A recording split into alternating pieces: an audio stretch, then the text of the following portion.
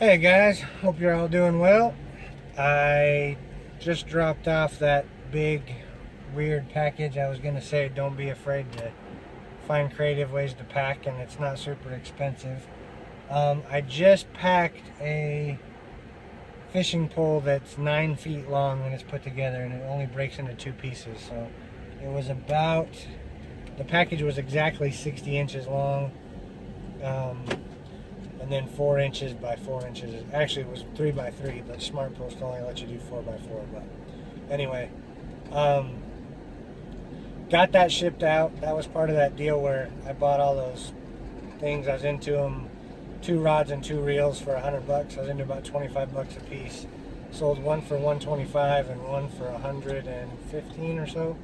So money ahead on that, and I still got a little bit of inventory. Quick update on a couple things. I did my sold video just recently, and one of those things I have in there is one of these. This is a better way to ship what I did the other day, and this goes back to how shipping materials can save you some money. This is one of those, they're called Tribe RN.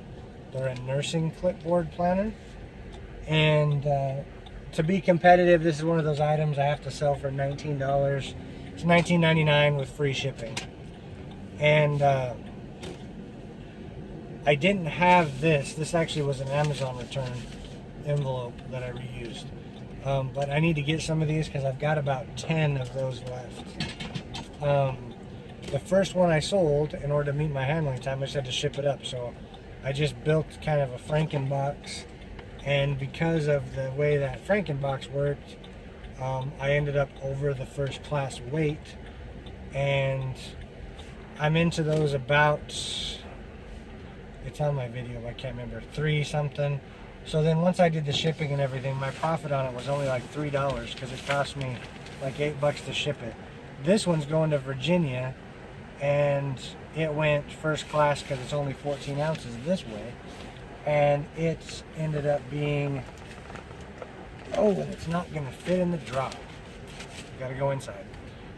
It ended up being, $2.50. So my profit margin went up quite a bit, and I can probably buy those shippers for $0.25 a piece. I just got to run by somewhere and grab them. So just have those shipping supplies in order to do that. Since I got to go in, this is another shirt. Goes back to just keep listing. This is one of those shirts. It's an Oakley shirt with frog skin glasses on it. It's one of those that I listed it, no watchers, no nothing. It had a few views, and then all of a sudden one morning, hey, we want to buy it. So took it off for a couple dollars less than I had it listed for. And then everybody's probably getting bored of this. That's another stapler. I'm going to run these in and drop them off, and then I will be right back with a tip for, I got all those shoes listed last night. Alright, so got those dropped off. The shoes that I got in my video a little bit ago, I don't know what just happened there, a little bit ago, about bundling on like OfferUp, looking for sellers' other items and then trying to bundle just like you would do at a yard sale. I bought all those shoes, and I ended up into them roughly $10 a pair. Again, it's another happy accident of, there was a pair of shoes, couldn't find exact comps on it, but the brand was, I believe it's Vince. It's spelled V-I-N-C-E. They're a slip-on. They call them pull-on sneakers, I found out after I did some research. It's a pattern that wasn't made anymore. Retail on them was like 225 bucks.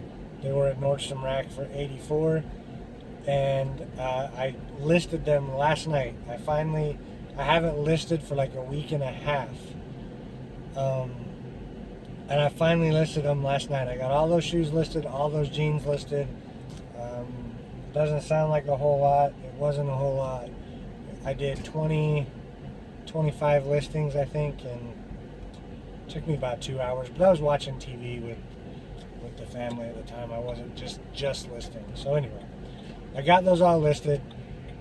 Woke up this morning to the happy news of, hey, these shoes sold, 65 bucks, get them shipped.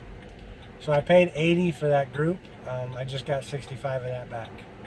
So, and I made a little bit on shipping. So I'm, pretty close to breaking even. I sell one more pair of shoes, I'll be in the green on that deal. And, or in the black, I guess. Green, I like that term better. And I'll still have, 6 more pairs of shoes after that. So, not a bad deal. Do those bundles and get them listed. So what I just mentioned was I got busy with work. I work for myself, but I had a bunch of handyman jobs, and it's been hot, and they've been outside, so I go work all day, and I don't feel like doing anything when I get home. And so I did do some pictures, but I hadn't done any listing for, I think the last time I listed was May 24th, and then last night was these get released about a week after I put them in generally. So I listed them, I hadn't listed for about 10 days. And up until then, I had been listing pretty much every other day. I do about 10 items every other day. And that was working pretty good. I didn't see a real significant slowdown in sales. I was staying about the same even when I wasn't listing. But as soon as I listed a bunch, it does seem like you get a little bit of a boost. So, something to keep in mind. But at least for me, and I'm sure it happens to other people too, it's easy to get depressed and a little bit behind if you go a couple days and you're not listing, or you're not getting, there for a while it's easy for me to keep going when I got 1 or 2 sales a day. It's like, yeah, this is working, keep going. I had a friend over the other night, we were talking about eBay business a little bit, and looked, and if I just take the profit on the items that I've made since I started 2 months ago, I've made $700 reselling in the last 2 months, which isn't bad, especially since for the last 2 months I really have been part-time. So $350 a month, if you're wanted as a side gig and that's all you're going to do is a couple hours a week, that's a great way to make extra money. I do want to get it ramped up. Last night I got close to 200 items now. I want to get to that 500 by the end of June. So that's what my goal is. I might be setting it a little high. And that's where one of my clients is a physical therapist, and she said something when I was putting in a new air conditioner for her last night, was with her doing physical rehab, she said the biggest thing she has to do is help her clients set small goals. And so, because if these goals are too big, you get worn out trying to get to them, and there's no reward in your mind for what you've done. And I'll have to look up who said the quote. It was something I read not too long ago, but when she said that, it brought it back to my mind, which was, most people overestimate what they can do in an hour and underestimate what they can do in 10 years. So I don't look at eBay as well, I guess it is a 10-year plan. I don't see a reason to stop, but have those bigger goals, years out, a couple years out, a year out. But have those smaller goals along the way. You're going to get this many sales. You're going to get this many listings. And make sure those are attainable so you can see that. And then look at your results that you get from those. Just by having, 180 items, I've got to where, hopefully I can be making close to $300, $400 a month. That takes a huge chunk out of my plan, which is using it to pay off debt. So, I mentioned another video recently that I just pulled out my first couple withdrawals from PayPal to start paying that stuff down. So have those smaller goals along the way so you can stay motivated and keep working at it. You know, hit that $1,000 mark. That's your first benchmark for getting power seller and top rated seller. And then, you know, after you get that $1,000 mark, you've got to get to 100 transactions. So right now I'm at over $1,000 in the last 12 months, but my transactions, I've hit 60.